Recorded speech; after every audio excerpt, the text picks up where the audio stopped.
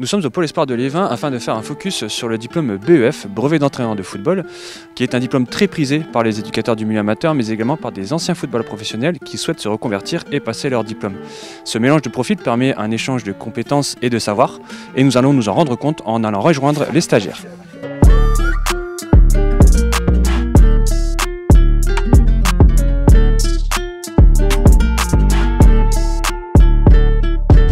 On a rejoint 3 stagiaires du diplôme BEF, brevet d'entraîneur de football. Tess, est-ce que tu peux nous dire un mot sur l'ambiance ici avec le BEF?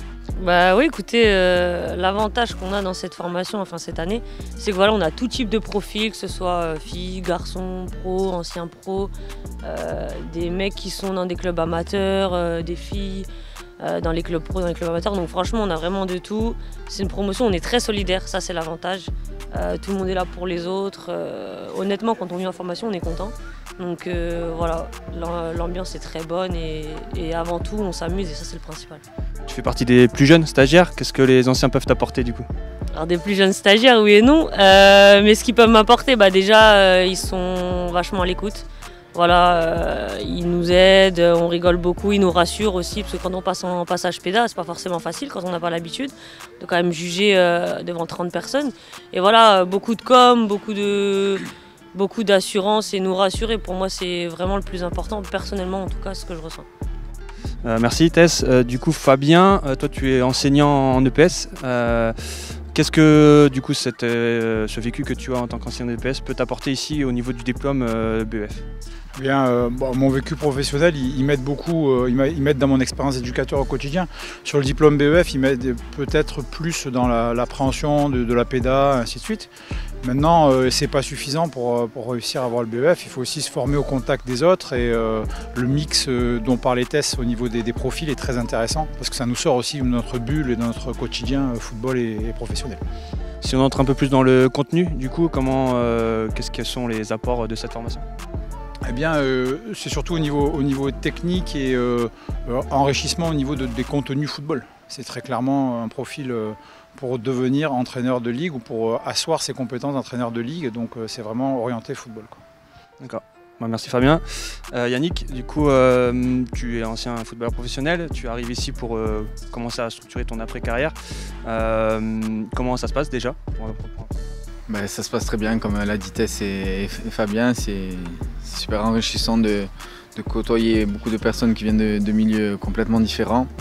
On partage notre expérience et notre vécu et c'est vraiment une richesse pour tout le monde. Et comme disait Tess, on a une superbe ambiance et c'est une belle promo. J'imagine que les stagiaires te demandent pas mal de choses sur ta carrière, ce que tu as vécu. Quels apports tu peux leur donner par rapport à ça?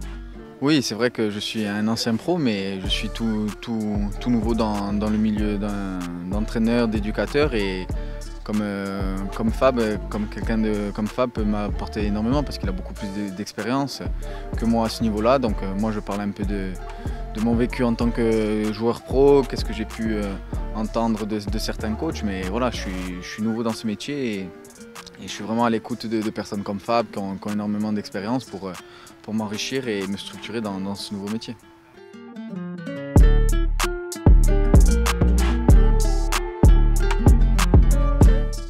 On est avec Jeff Nimeski, directeur des formations de la Ligue de football des Hauts-de-France. Jeff, on fait un focus sur le BEF, brevet d'entraîneur de football, promotion 2022-2023. Comment tu la trouves cette promotion? Et je la trouve très très équilibrée surtout, déjà par sa mixité homme-femme. On a 4 féminines sur 27 candidats, donc c'est déjà pas mal. Après une mixité je dirais sociale, avec des ex-pros, des gens qui ont vraiment vécu au niveau, et à côté de ça, des gens issus purement du niveau amateur, avec des enseignants, avec des universitaires, mais aussi avec des gens qui ont arrêté les études très tôt. Et cette mixité amène une richesse d'échange de par le contexte et le processus de formation. Dans le contenu un peu de la formation, ils travaillent sur quoi du coup les stagiaires?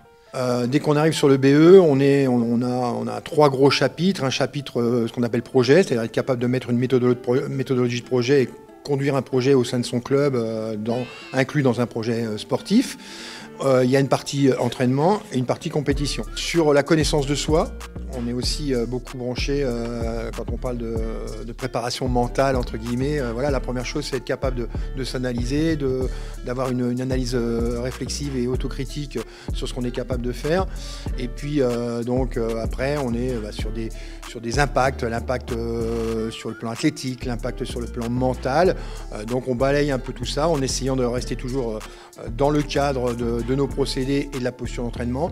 Mais c'est surtout ce qui est révolutionnaire depuis 10 ans qu'on a changé les formations, même un peu plus de 10 ans, c'est surtout le processus, quoi. On n'est plus dans une formation verticale où on est là, t'occupes pas de la marque du vélo, pédale, le football c'est ça, ça, ça.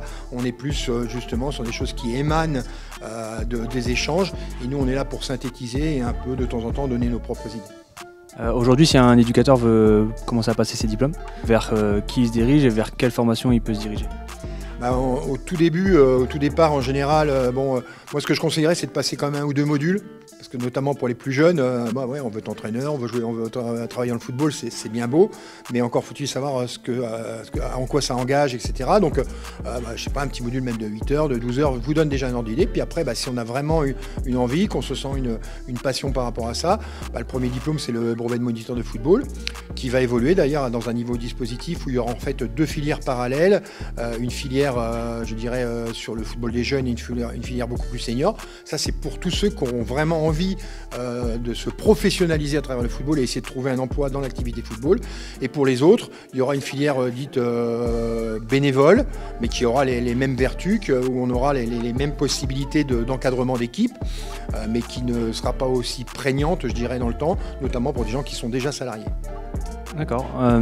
Cette promotion 2022-2023 est la dernière que tu suis, du coup? Logiquement oui, en tout cas en tant que responsable de formation, j'espère pouvoir encore faire quelques apparitions et pouvoir intervenir sur quelques cours, mais bon, je pense que ça dépendra de mon successeur, même si je souhaite de tout cœur que ce soit mon collègue Thomas Robaille. Oui, à ce niveau-là, en termes de formation, c'est la dernière, mais justement, je commence une 3e vie. Même je compte pas non plus arrêter complètement. Il y a des projets clubs, même au niveau de la ligue, je peux encore avoir un rôle éventuellement, etc., etc. Bon, le tout maintenant, c'est de faire le bon choix sur ma 3e vie, puis prendre quelque chose qui corresponde à mes envies, à mes besoins, puis surtout travailler avec des gens avec qui j'ai envie de travailler, ça c'est important. Après toutes ces années de bons et loyaux services, Jeff Nimiski a donc fait valoir ses droits à la retraite et il passera la main à l'issue de cette saison. Vous l'aurez donc compris, cette promotion du BEF, brevet d'entraîneur de football, comme toutes les autres promotions, réunit des profils très variés mais complémentaires qui permettent ensuite aux éducateurs de rentrer dans leur club et de mettre en application tous les acquis reçus ici.